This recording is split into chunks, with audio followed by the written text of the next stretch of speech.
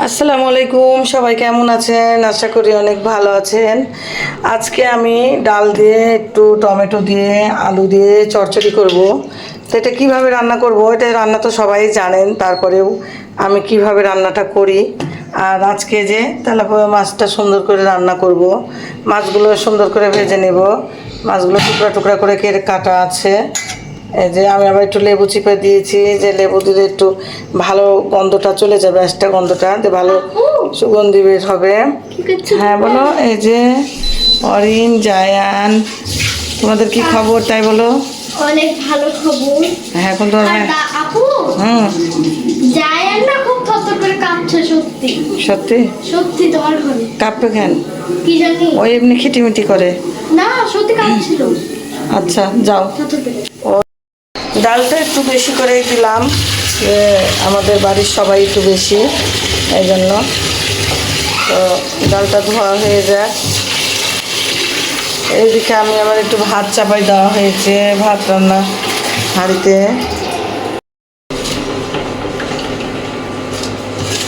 আমি এগুলা সব দিয়ে দেবো একসাথে। কাঁচামরিচ আছে, আর ইয়ে আছে, টমেটো আছে, আলুগুলোও দিয়ে দিব। এইদিকে পেঁয়াজ কুচি করা আছে,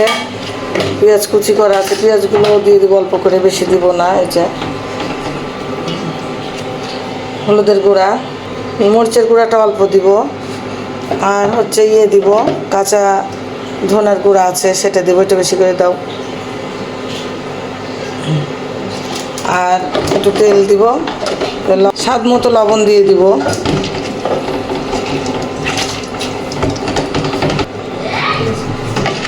লবণটাও আমি দিয়ে দিলাম, দিয়ে সুন্দর করে মাখাই নেব।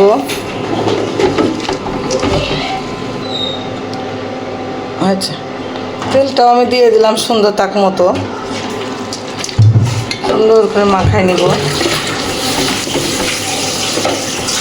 আমার মেয়েদের আবার খুবই পছন্দ এই আলু দিয়ে ডাল দিয়ে পুরপুরি, খুবই পছন্দ আলু ডালের তরকারি। এটাতে একটু আদা রসুন বাটা দিব। বিসমিল্লাহ, এটা তো আমি চাপাই দিলাম, আর একটু আদা রসুন বাটা দিব। এখানে শুধু রসুন বাটা, এখানে কিন্তু আদা নাই, তো আমি এই রসুন বাটাটাই আমি ডালে দিব, আদা দিব না। এই যে একটু বেশি করেই দিলাম। মসুরির ডাল যতটুকু রসুন বাটা দিব ভালো লাগবে খেতে, আবার গোটা গোটা রসুনের কোয়া দিলেও ভালো লাগে, তো আমি বাটাটাই দিলাম। রান্নাটা এইভাবেই আমি করব, সাথেই থাকেন। ডালটা আমার এই যে ডাল সিদ্ধ হয়ে গেছে, আর একটু হবে।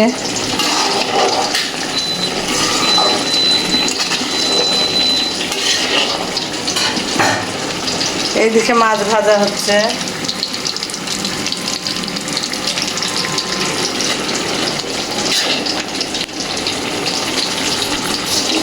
মাছগুলো ভুনা করব, পেঁয়াজগুলো একটু বেশি করে দিলাম এই জন্য। টমেটো দিয়ে তেলাপিয়া মাছ সুন্দর করে ভুনা করব।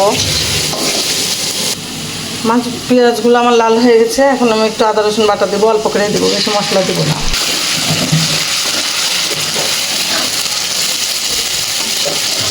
মশলাটা অল্প করে আমি পানি দিয়ে দিব, অল্প করে পানি দিয়ে দেবো।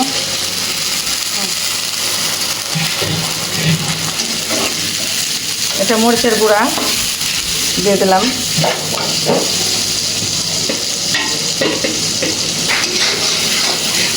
হলুদের গুঁড়া, কাঁচা ধনের গুঁড়া, ওটা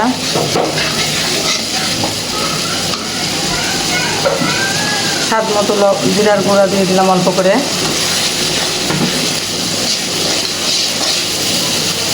স্বাদ মতো লবণ দিয়ে দিলাম।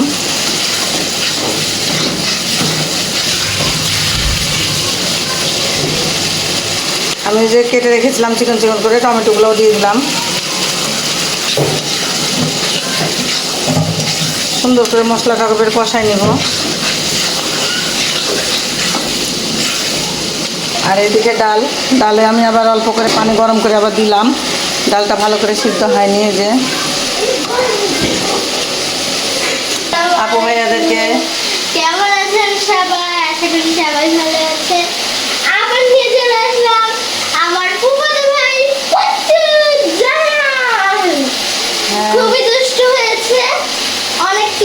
অরিন আজকে গোসল করবে, সুন্দর করে মাথা শ্যাম্পু করে গোসল করবে। যাও তোমার ফুপিকে দিয়ে দাও, দিয়ে গোসল করো গা। মশলাটা আমার ভালো করে কষানো হয়ে গেছে। এই মাছগুলো ভাজা ছিল, সেগুলো আমি দিয়ে দিলাম।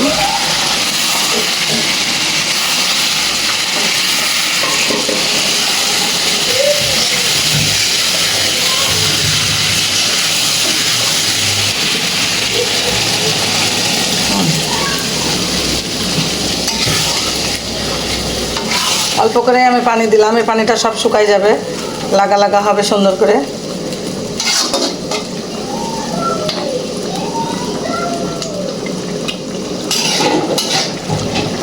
মাছ ভুনাটা আমার কীরকম হলো বা ডাল রান্নাটাও আমার কীরকম হলো অবশ্যই কমেন্টস করে জানাবেন। আর নতুন নতুন ভিডিও পেতে গেলে আমার সব কিছু লাইক কমেন্ট করবেন, বেলাইকনটা বাজিয়ে দিবেন। আর হচ্ছে যারা নতুন আছেন তারা আমার চ্যানেলটা সাবস্ক্রাইব করে রাখবেন। আমার ডালটা এই যে কম বেশি হওয়ার মধ্যেই, অনেক দিন পর এই ডাল রান্নাটা করলাম। অনেক দিন বলতে অনেক দিনই হলো, অনেক দিন 2-3 মাস পর মনে হয় যে ডাল রান্নাটা, এই ডাল রান্নাটা আমার মেয়েরা খুবই পছন্দ করে, আমাকে বলে আমি রান্না করি না। তো আমি আজকে অনেক দিন পর রান্না করলাম। তো এইভাবে রান্না করলে কিন্তু খেতে অনেক ভালো লাগে। ডালটা আরেকটু সিদ্ধ হবে, সুন্দর করে আরেকটু সিদ্ধ হলে আমি নামাই নিব।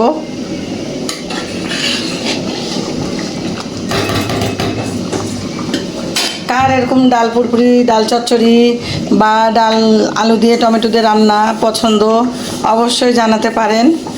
আর প্রতিদিনই আমার ভিডিওগুলো কম বেশি দেওয়া হয়, হয়তো বা 1-8 দিন বাদ যায়।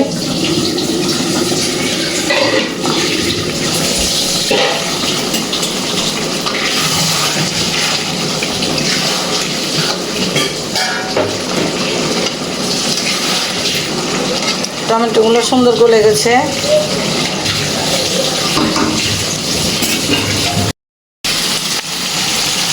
কাঁচামরিচগুলো আমি উপর দিয়ে দিলাম। একটা লেবু চিপে দিয়ে দিলাম মাছের ভিতরে, লেবুটা চিপে দিয়ে দিলাম যে টকটক হবে, ভালো লাগবে।